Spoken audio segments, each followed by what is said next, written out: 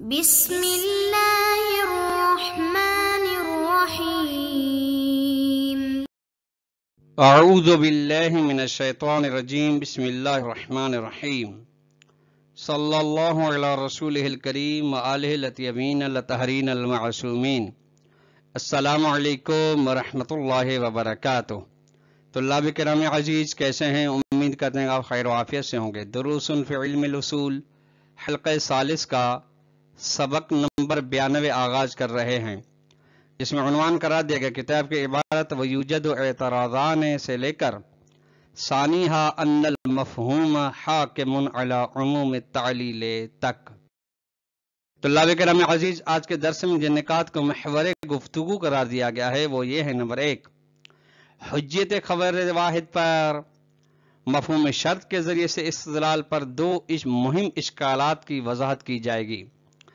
یعنی گزشتہ درس میں خبر واحد کی حجیت کو ثابت کرنے کے لیے مفہوم شرط سے مدد لی گئی اور اسی مفہوم کے ذریعے سے حجیت خبر واحد کو ثابت کیا گیا۔ آج کے درس میں اسی ثبوت حجیت خبر واحد بوسیلہ مفہوم شرط پر دو مہم اعتراضات ہیں۔ نمبر 2، اشکالات کے جوابات کی وضاحت کی جائے گی۔ یعنی دو مہم اعتراضات ہیں تو پھر ان کے جوابات بھی دیے جائیں گے آج کے درس میں۔ آئیے عبارت کو ملاحظہ فرمائیں۔ فرماتے ہیں کہ وَيُوجَدُ اعتراضان مہمان علی الاستدلال بمفہوم الشرط فی المقام۔ گزشتہ درس کا یہ بھی تسلسل ہے۔ بحث گزشتہ درس میں یہ چل رہی تھی کہ ہم آیے نبا کے ذریعے سے استدلال کر کے حجیت خبر واحد کو ثابت کریں گے۔ ٹھیک، اس کی پہلی صورت تھی کہ مفہوم شرط کے ذریعے سے استدلال کریں گے۔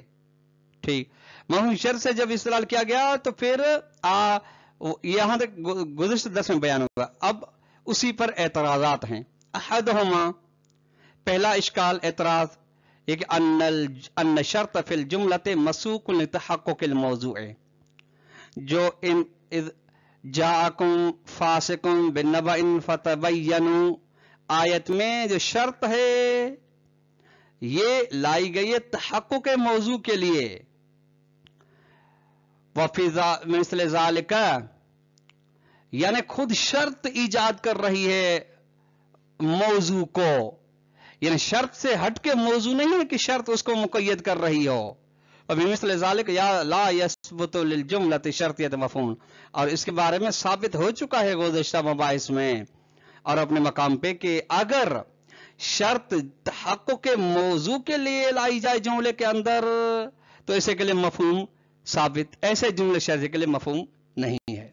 ٹھیک، یہ ایک قسم کا تھوڑی وضاحت یوں ہے۔ آئے نبا میں جو شرط ہے، ٹھیک ہے، شرط کون سی ہے؟ ان جاءکم فاسق بنبأ، یہ یعنی فاسق کا خبر لے کر آنا، یہ ٹھیک، یہ جو ہے آئے نبا میں شرط یعنی مجیء فاسق بنبأ، یہ شرط لائی گئی ہے تحقق موضوع کے لیے۔ موضوع کون سا ہے؟ نبأ فاسق۔ ٹھیک، اور اپنے مقام میں یہ ثابت ہو چکا جیسا کہ عرض کیا کہ ایسے مفہوم کے لیے، ایسے جملے کے لیے مفہوم نہیں ہے جس میں جزا کو، شرط کو تحقق موضوع کے لیے لایا جائے۔ چونکہ اچھا یہ کیوں نہیں؟ چونکہ واضح سی بات ہے کہ نبأ فاسق کا تحقق نہیں ہوگا سوائے اس کے کہ فاسق خبر لے کر آئے۔ ٹھیک، تو نتیجے میں فاسق خبر کے ساتھ جو لے کر آیا ہے یہ تحقق موضوع کے لیے ہے، اور اگر فاسق خبر لے کر نہ آئے تو خبر ہی نہیں ہے۔ ٹھیک، جو خبر ہی نہیں جو اس سے تبین یا عدم تبین کی بحث کی جا سکے۔ یعنی دوسرے الفاظ میں خبر کا فاسق یعنی مجیء فاسق بے خبر، دوسرا مفہوم ہے مجیء خبر کا۔ ٹھیک، یہ یعنی خبر لانے کا۔ ایک بات یہ، جب دو گانگی نہیں ہے تو پھر یہ تبین اور عدم تبین کی بات ہی نہیں ہوتی، بحث ہی نہیں ہوگی۔ نتیجے مثال بے انتفال موضوع ہو جائے گا، لہٰذا مفہوم ثابت نہیں ہوگا تاکہ حجت خبر واحد پر استدلال کیا جا سکے مفہوم کے ذریعے سے. ٹھیک، یہ اعتراض کیا گیا.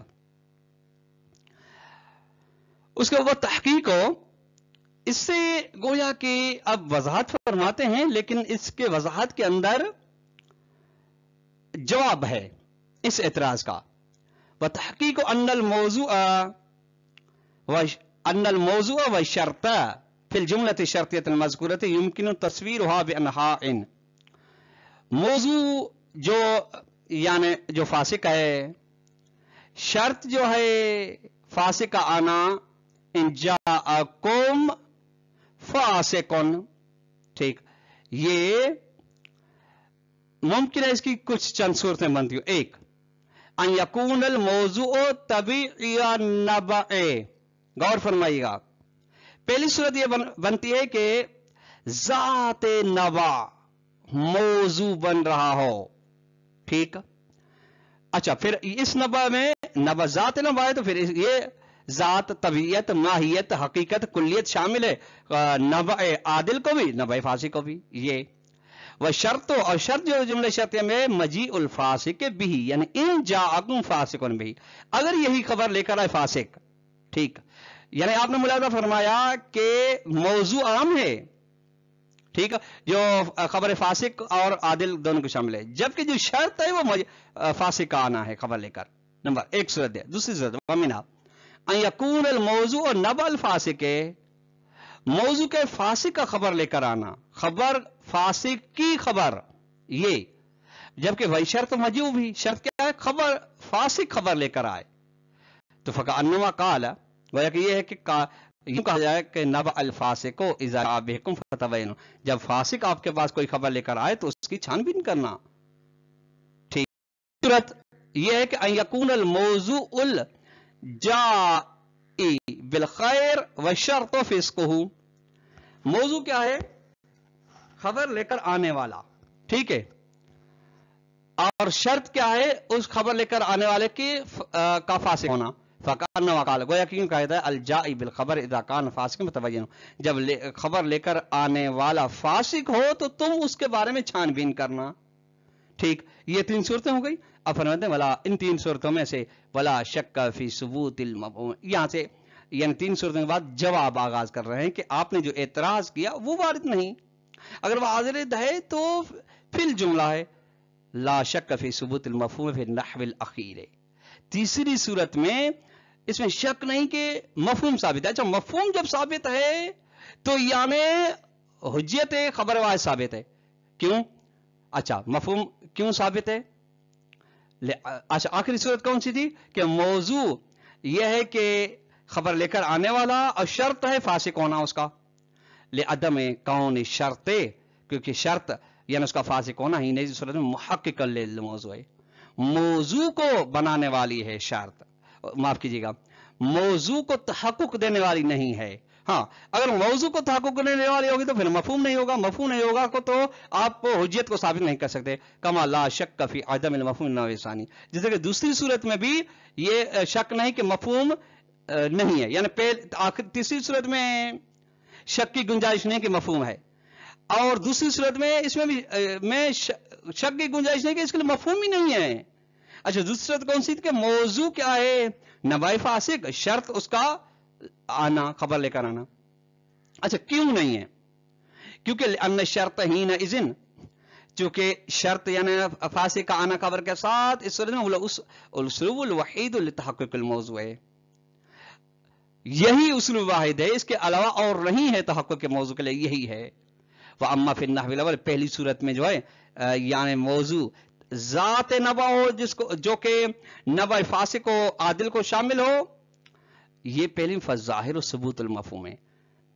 میری نظر میں یہ ہے کہ مفہوم ثابت ہے. وَإِنْ كَانَ شرط محقق للموضوع، اگرچہ یہاں پہ شرط لائی گئی ہو موضوع کے تحقق. اچھا، یہ کیوں ہے؟ کیونکہ لعدم کونی والاسلوب الوحید للتحقق، چونکہ یہاں پہ شرط تحقق کے موضوع کے اسلوب واحد نہیں ہے، بلکہ یعنی اس کے علاوہ بھی ہے جو کہ خبر عادل ہے. وہ فی مثل ذالک یثبت المفہوم، یہاں پہ جب اسلوب واحد نہیں ہے تو اسلوب واحد نہیں ہے تو پھر مفہوم ثابت ہے. کما تقدم توضیح فی مبحث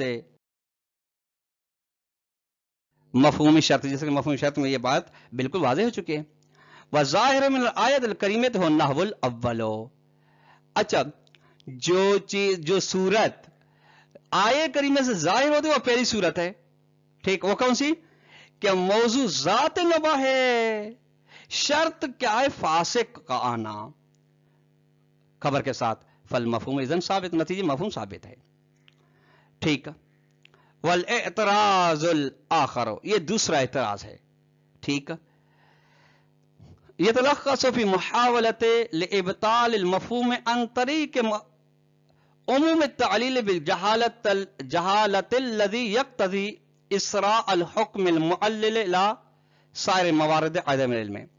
اچھا، اس کو دوسرے اعتراض کو جو بیان کیا گیا ہے بطور خلاصہ بیان کیا گیا ہے. ٹھیک. اچھا، اس کا طریقہ کیا ہے بطلان کا؟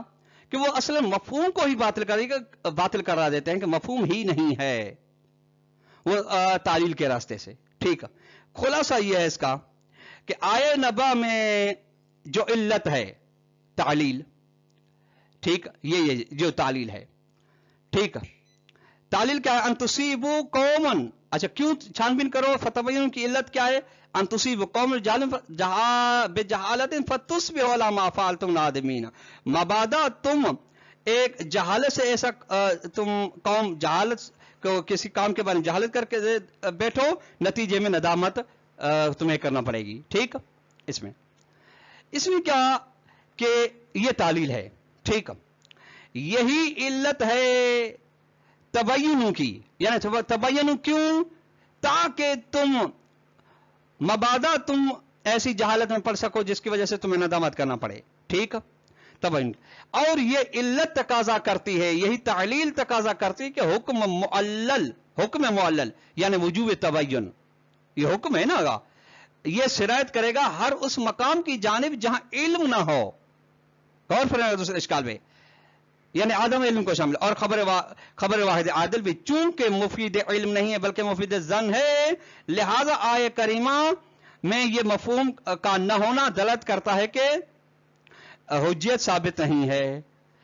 لہذا اچھا، مختصر، پھر بھی اگر مختصر بالکل اور مختصر کیا جائے تو یوں ہے کہ تعلیل کا ظہور عموم میں خبر واحد کے لیے تعارض رکھتا ہے آیہ کے ظہور کے ساتھ مفہوم میں، نتیجہ مفہوم باطل ہے تعلیل کی وجہ سے.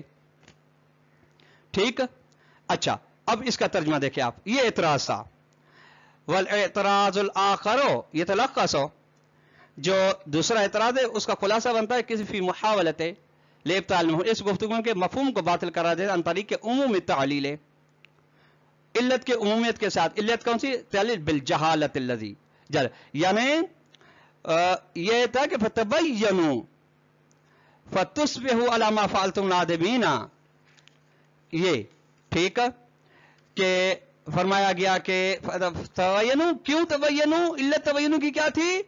تعلیل کیا تھی؟ جہالت. کہ فتصبحوا علی ما فعلتم نادمین، یہ تعلیل تقاضا کرتے کہ حکم تبینوا، حکم معین، حکم وجوبی معلل تقاضا سرایت کرے ہر اس مقام کی جانب جہاں پہ علم نہ ہو. لہذا کہتے ہیں خبر واحد میں چونکہ علم، خبر واحد آدمی میں چونکہ علم نہیں ہے لہذا اس کو یہ بھی شامل ہے. نتیجے میں اس کے لیے اس کے ذریعے سے آپ ثابت نہیں کر سکتے حجت خبر واحد کو. ٹھیک. وَيُجَابُ عَلَى هَذَا الْاعْتِرَاضِ بِوُجُوهٍ. شیخ صدر فرماتے ہیں کہ 3 جوابات دیے گئے ہیں اس اعتراض دوم کے. احدها، پہلا جواب یہ ہے کہ ان المفہوم مخصص لعموم التعلیل، کہ مفہوم جو ہے یعنی ایک طرف ہے مفہوم، ایک طرف مفہوم ہے، دوسری طرف تعلیل. ٹھیک ہے. اگر ان کے اندر مقایسہ کریں تو عام و خاص مطلق کی نسبت پائی جاتی ہے. ٹھیک. اچھا، عام کون سا ہے؟ ان کے درمیان میں علت عام مفہوم سے عام ہے، چونکہ مفہوم خبر عادل ہے فقط. علت جو ہے دونوں کو، کیونکہ تعلیل ہے کہ ہر وہ خبر جو حجت نہیں رکھتی وہ مفید علم نہیں ہے، چاہے وہ پھر وہ خبر فاسق ہو یا خبر عادل ہو، یہ عمومیت ہے. اور مفہوم یعنی خبر واحد کی یہ خاص. اور واضح سی بات ہے جہاں پہ ٹکراؤ پیدا ہو کس کے ساتھ؟ عام و خاص کے درمیان، تو پھر خاص کو مقدم کیا جاتا ہے عام پر، نتیجے میں واجب العمل خاص ہوتا ہے، عام نہیں ہوتا. مفہوم مخصص تخصیص سے لگا رہا ہے عموم تعلیل کو، یعنی تعلیل جس میں خبر واحد بھی ہے، واحد عادل بھی ہے، خبر فاسق بھی ہے، اس کو تعلیل لگا رہا ہے. کیوں؟ لأنه يثبت الحجت لخبر العادل غیر العلمی، چونکہ یہ مفہوم ثابت کرتا ہے اس حجت کو جو خبر عادل غیر علمی، یعنی مفید ظن کے لیے ایسا ظن جو جس کے علمی تائید ہے. والتعلیل یقتضی عدم حجت کل ما لا یکن علما، جبکہ تعلیل جو ہے فتسبح جہالت علی ما فعلتم نادمین، یہ تقاضا کرتی ہے کہ ہر وہ چیز جو مفید علم و یقین نہ ہو وہ حجت نہیں رکھتی، چاہے وہ خبر واحد عادل ہو یا خبر فاسق ہو. نتیجے میں مفہوم اخص منو. اچھا مفہوم کیا ہوگا پھر؟ اس سے اخص ہے منو، اور تعلیل عام ہے. ٹھیک ہے. اچھا نتیجے میں خاص کو مقدم کیا جائے گا اس پر.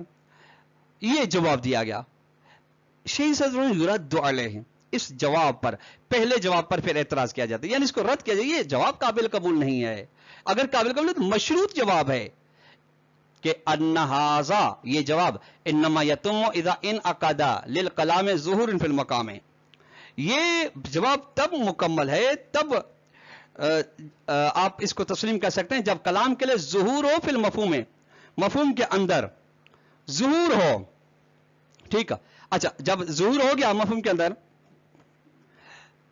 ثم عارض عموما العمومات، پھر وہ اس نے تعارض پیدا کیا اگر کسی بھی عموم کے ساتھ، یعنی عموم ایک کہہ رہا ہے فرق ہے اس کے اندر دونوں صورت اس میں ایک آتے تو فإنه يخصصه، تو یہ اس کو تخصیص لگائے گا. ٹھیک ہے. واما فی المقام، لیکن اس مقام میں عین فلا ينعقد الکلام ظہور فی المقام میں، تو یہاں پہ کلام کے لیے کوئی بھی ظہور نہیں مفہوم میں، یعنی ظہور منعقد نہیں ہوا ہے. کیوں؟ لأنہ متصل بتعلیل، چونکہ متصل ہے ظہور متصل تعلیل کے ساتھ، وہ صالح القرینت ہے، اور یہ تعلیل کے ساتھ ظہور کا مفہوم ظہور رکھنے کا متصل ہونا یہ خود کرینہ ہے کہ علی عدم انحصار الجزاء بشرط ہے، کہ جزا منحصر نہیں شرط کے ساتھ بلکہ شرط کے علاوہ، یعنی خبر عادل میں بھی یہ ہو سکتی ہے. یہ وَمَعُ لَا يَنَقِدُ ظُهُورُ فِي الْمَفْهُومِ، نتیجے میں ظہور مفہوم میں منعقد نہیں ہوگا لکھے یکون مخصصا، تاکہ وہ مفہوم مخصص بن سکے اس تعلیل کے لیے جو اس کے اندر عمومیت پائی جاتی ہے اور آپ اس کو تخصیص لگا رہے ہیں. تو اللہ کرام عزیز آج کا درس اپنے اختتام کو پہنچا. والسلام علیکم ورحمۃ اللہ وبرکاتہ.